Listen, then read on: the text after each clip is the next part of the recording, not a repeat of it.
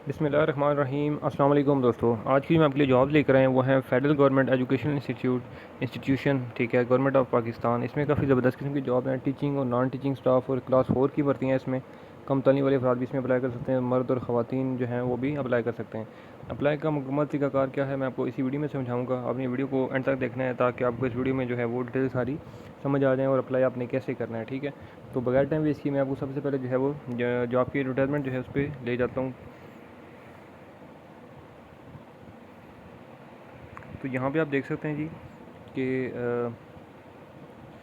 ये जो हैं federal government educational institutions, government of Pakistan, इसमें जो एलिजिबिलिटी क्राइटेरिया है, ठीक है, मैं आपको वो कंफर्म कर देता हूँ। इसमें जो टीचर्स की जॉब्स हैं, इसमें एलिमेंट्री स्कूल टीचर्स हैं, ठीक है, इसमें मेल है। इसमें जो है वो आपकी तालीम जो है वो सेकंड क्लास FA या FSC अगर आपने किया हुआ है तो आप इसमें अप्लाई कर सकते हैं, ठीक है जी। एज की जो इसमें लिमिट है वो 18 से 25 साल है। उसके बाद एलिमेंट्री स्कूल टीचर फ़ीमेल जो है, इसमें क्लास आपकी जो है FA या FSC जो है वो क्वालिफ़िकेशंस होनी चाहिए, ठीक है। एज की जो इसमें लिमिट है वो है 18 से 25 साल। उसके बाद असिस्टेंट लाइब्रेरियन की जो है वो वैकेंसीज़ हैं, इसमें मेल अप्लाई कर सकते हैं। इसमें जो है वो तालीम मैट्रिक आपकी होनी चाहिए, ठीक है जी, और एज की लिमिट 18 से 25 है। देन उसके बाद है जी बैंड मास्टर मेल होना चाहिए, तालीम मैट्रिक है, ठीक है, एज की लिमिट 18 से 25 है।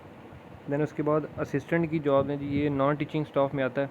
इसमें तालीम आपकी जो है वो BA या BSc होनी चाहिए, ठीक है जी। एज की लिमिट 18 से 28 साल है इसमें। उसके बाद अकाउंटेंट की जो है वो वैकेंसीज़ हैं, इसमें तालीम आपकी जो है वो BCom होनी चाहिए।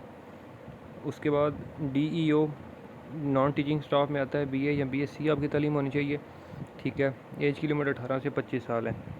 उसके बाद UDC की वैकेंसीज़ हैं जी, नॉन टीचिंग स्टाफ में तालीम आपकी FA या FSC होनी चाहिए, एज की लिमिट 18 से 25 साल है। उसके बाद LDC की वैकेंसीज़ है, नॉन टीचिंग स्टाफ में तालीम आपकी मैट्रिक होनी चाहिए और आपकी जो टाइपिंग की स्पीड है वो 30 वर्ड्स पर मिनट होनी चाहिए, ठीक है जी। और एज की जो लिमिट है इसमें 18 से 25 साल तक है।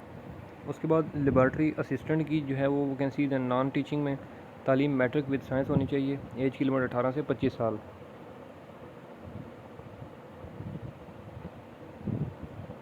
अब इससे नीचे जो है वो क्लास 4 की सारी भर्तियाँ हैं। कारपेंटर की वैकेंसी है, ठीक है, क्लास 4 में ये है, तालीम प्राइमरी पास और उम्र की हद 18 से 25 साल है। लेबॉर्ट्री अटेंडेंट, ठीक है, मिडल पास तालीम, एज की लिमिट 18 से 25 है, ठीक है। उसके बाद है जी नायब कासद है, मेल या फ़ीमेल दोनों इसमें अप्लाई कर सकते हैं, ठीक है, तालीम प्राइमरी पास है। उसके बाद चौकीदार मेल होना चाहिए, ठीक है, और तालीम प्राइमरी पास, एज की लिमिट 18 से 25 साल है।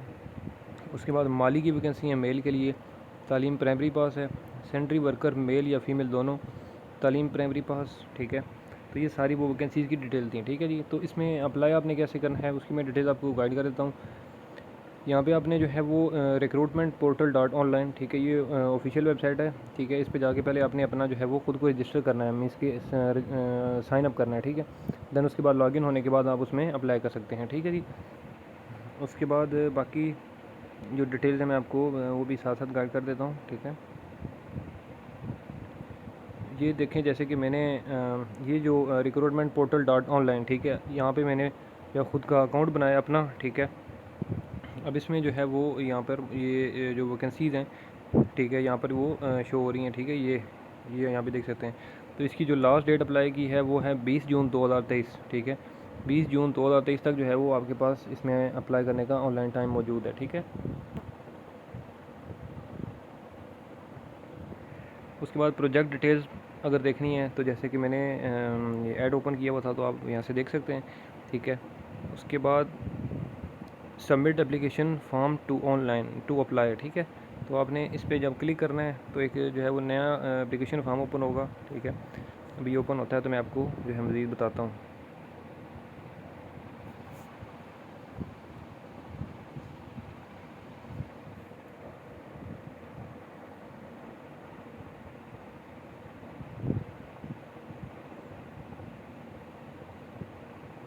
अभी फ़िलहाल जो है आई थिंक सो कि नेट की वजह से या कोई भी होता है सिस्टमेटिकली जो है वो कोई इशू होता है तो इस वजह से जो है वो एरर आ रहा है। तो मीन्स कि ये मे भी हो सकता है कि आज शाम तक या कल जो है वो ये ओके हो जाएगा, ठीक है। तो मतलब आपने अप्लाई इसी जो है वो ज़रिए से ही करना है, ठीक है। Submit application form to apply, ठीक है। तो यहाँ से ही आपने इस पर क्लिक करके जो है वो कर लेना है, ठीक है, ख़ुद को रजिस्टर करना है आपने, ठीक है जी। तो इसमें जो है कोई मुश्किल नहीं है, आई थिंक सो कि इसमें आप जो है वो अप्लाई कर सकते हैं और घर बैठ के मोबाइल से, ठीक है। तो फिर भी अगर किसी को कोई इशू हो, इस वीडियो में कोई भी चीज़ आपको जो है वो ना समझ आ रही हो, तो आप मुझे इस वीडियो के नीचे कमेंट कर सकते हैं। मैं इस हवाले से आपको जो है मज़ीद गाइड कर दूँगा और उम्मीद करता हूँ कि मेरी ये वीडियो आपको अच्छी लगी होगी। अगर ये वीडियो अच्छी लगी है तो इस वीडियो को लाइक करें, कमेंट करें, चैनल सब्सक्राइब कर दें। इंशाल्लाह मैं अगली वीडियो में आपकी खिदमत में दोबारा हाज़िर हूँगा। तब तक के लिए मुझे दें इजाज़त। अल्लाह हाफ़िज़।